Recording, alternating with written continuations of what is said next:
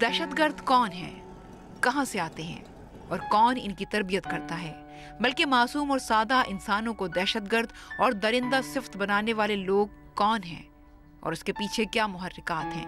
کوئی بھی ان سوالوں کا جواب آج تک ڈھونڈ نہ سکا، بلکہ دہشت گردوں کی امداد کرنے اور ان کو پھلنے پھولنے کے مواقع فراہم کرنے والے چہرے بھی ایک گہری سیاہ چادر میں چھپے ہوئے ہیں۔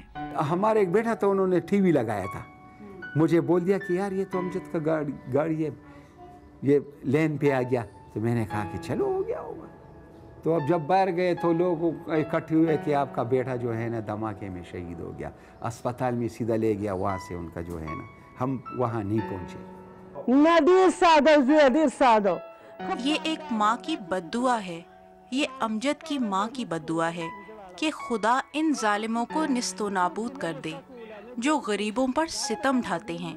آخر پاکستان کا کیا قصور ہے، یہاں کے رہنے والوں کا کیا قصور ہے کہ ان کو بے گناہ مارا جائے، بچوں کو یتیم کر دیا جائے اور عورتوں کو بیوہ؟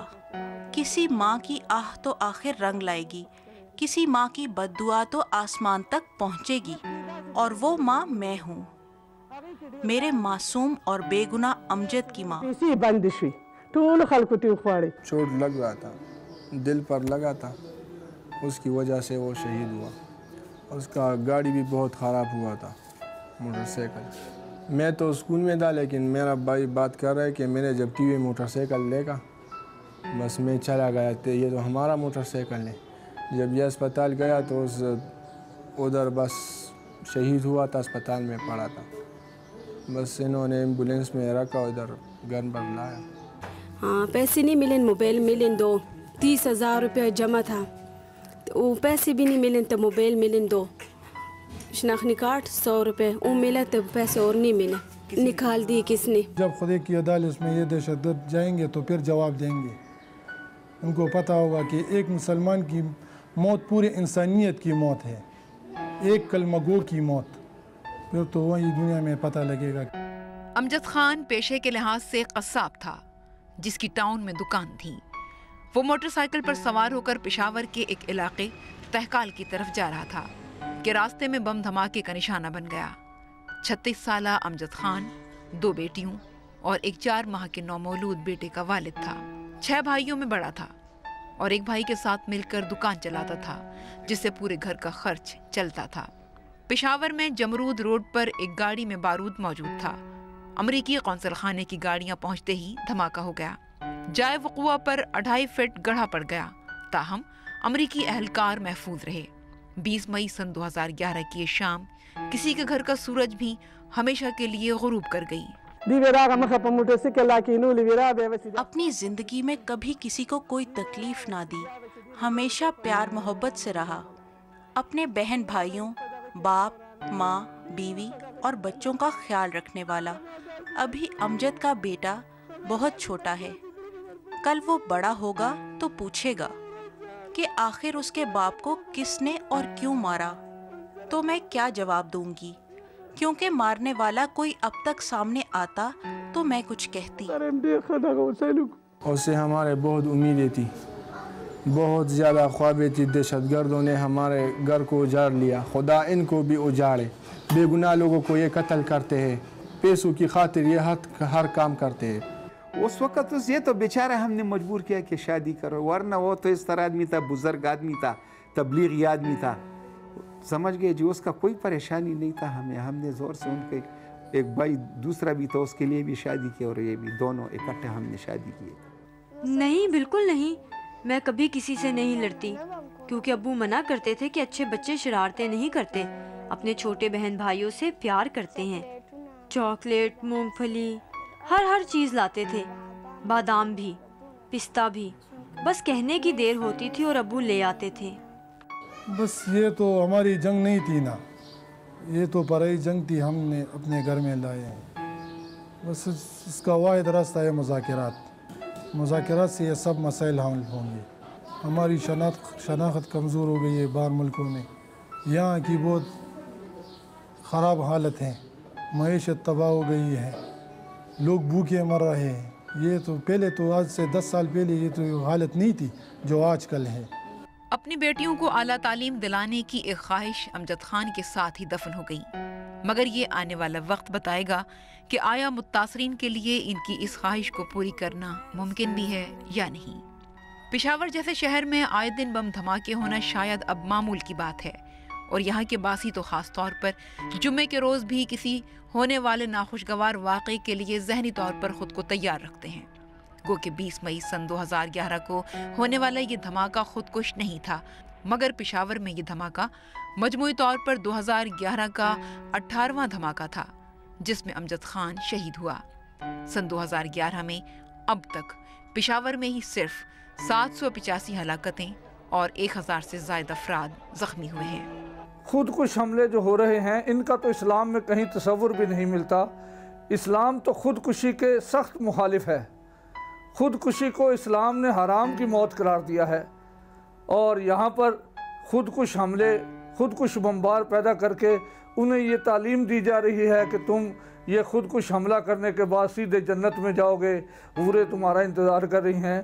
حالانکہ میں پہلے عرض کر چکا ہوں کہ اسلام میں تو خودکش حملوں کا تصور ہی نہیں ہے، بلکہ اسلام تو واضح طور پر یہ بیان کرتا ہے کہ اگر تم نے دنیا کے اندر رہنا ہے تو اپنی زندگی کو اہمیت دو۔ اسلام نے تو انسان کو معاشرے سے بھی کٹنے سے روکا ہے، اپنی جان کے جانے سے تو ایک طرف رہا، اپنی جان کی حفاظت کرنا اسلام نے انسان پر جو ہے وہ فرض کیا ہے۔ ہر مسلمان پر فرض ہے کہ وہ اپنی جان کی حفاظت کرے۔ دادا سے چلو دھماکہ سے بل ضلع مڑی لتلم۔ مجھے تو وہ دن بھی یاد ہے کہ جب منا سا امجد خان میری گود میں ہوتا تھا اور وہ ہمک ہمک کر اپنے باپ کی طرف جاتا تو ہم سب کو بہت پیار آتا۔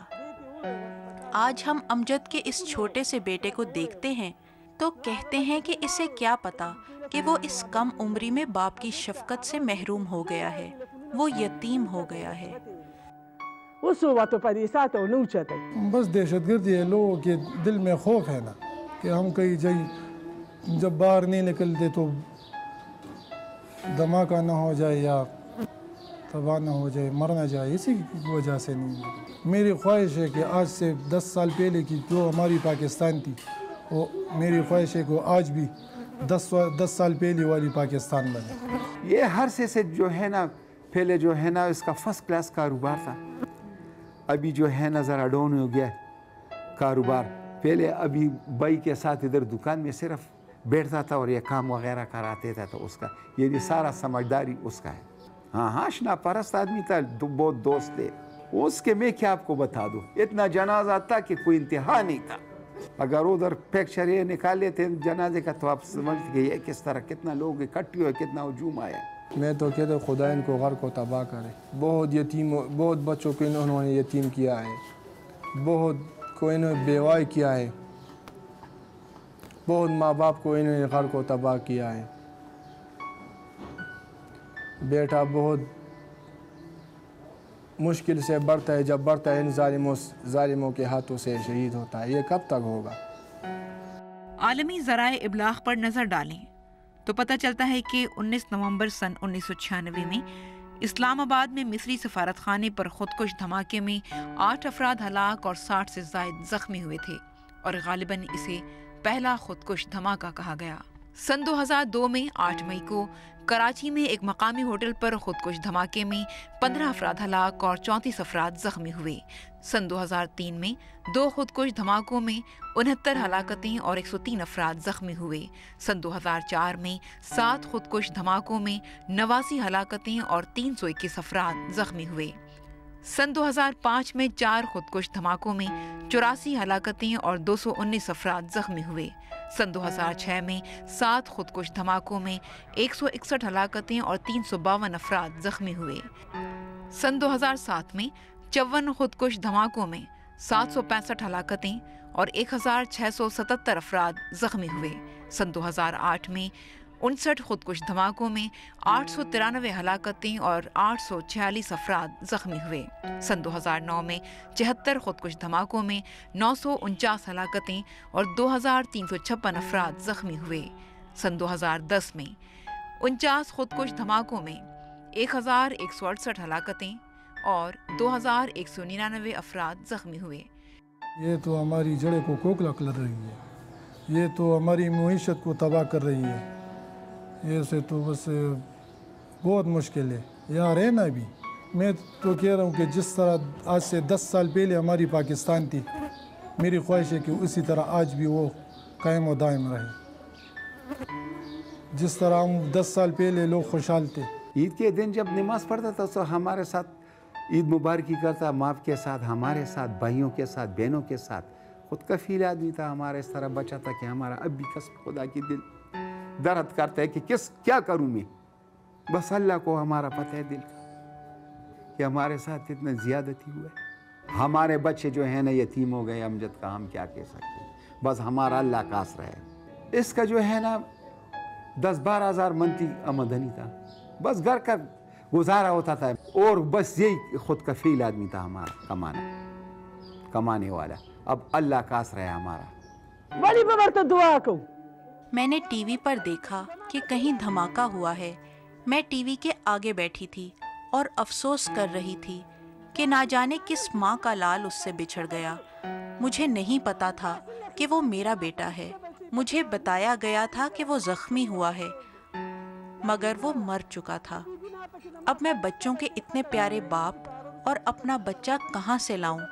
किससे कहूँ कि मेरी गोद उजड़ गई है? जब जिसके दिल पर होता है गम, वो सबके लिए खफा होता है। हमारा भी पता नहीं चलता। लोग सुबह काम के लिए निकलते हैं, जब घर आते हैं तो खून से तर होते हैं। ये ज़ुल्म कब तक होगा? इन दहशतगर्दों को खुदा तबाह और बर्बाद करे।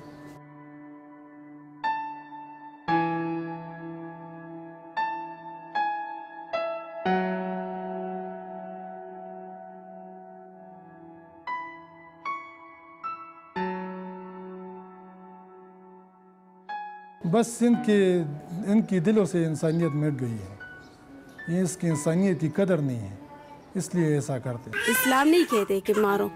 हाँ, एक मुसलमान को मारो, क्यों मारो? जालिम है ना। बस उसको खुदा तबाह करे, हम यही बोलेगा।